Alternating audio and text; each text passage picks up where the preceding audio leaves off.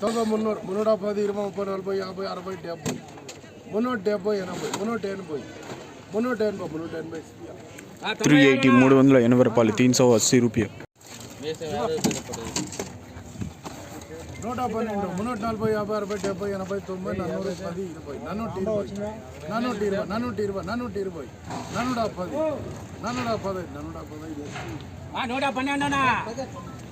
415 రూపాయలు 415 రూపాయలు.